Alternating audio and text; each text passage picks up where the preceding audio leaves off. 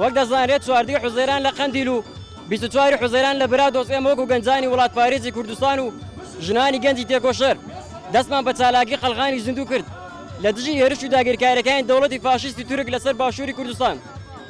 ئەم چالاکیە لەلایەن کۆمەڵانی خەڵکی باشووری کوردستان بەگشتی و لەلایەن گەنجانەوە بە تایبەتی پێشوازی و خاوەنداری گەورەی لێکرا.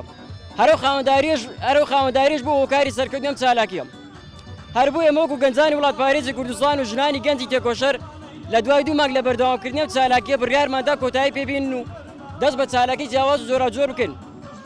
لە ساڵ ڕۆژی 15 تەباغدا بە هەموو لایەکی ڕاگەین کە لە بەرامبەر هێرش و داگیرکاریەکانی دەوڵەتی فاشیستی تورکدا بە هەمان ڕوحێتی 15 تەباغ چالاکیەکانمان گورتتر بکەین و خاکی باشووری کوردستان بە یەکپارچەیی بکەین بە پارچەیەک ئاگەر لە ژێرپەی داگیرکران نۆکەراندا.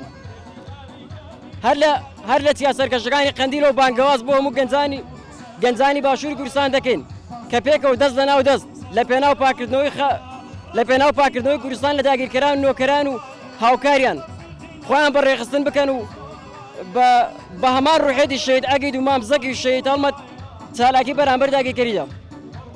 وەک ئاشکرایە تەقاندنی گولەی 15 تەباغ ئەو هەنگاوە بوو کە مێژووی هەڵەی ڕاست کردەوە و مێژووی هێنا سەر ڕێڕەوی ڕاستەقینەی خۆی.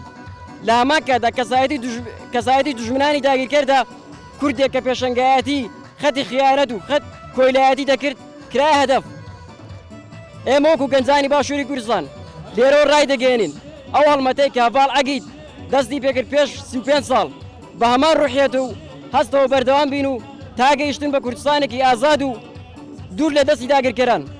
16 تەباغ 2019 بژی ڕوحی 15 تەباغ بژی سەرۆگاپۆ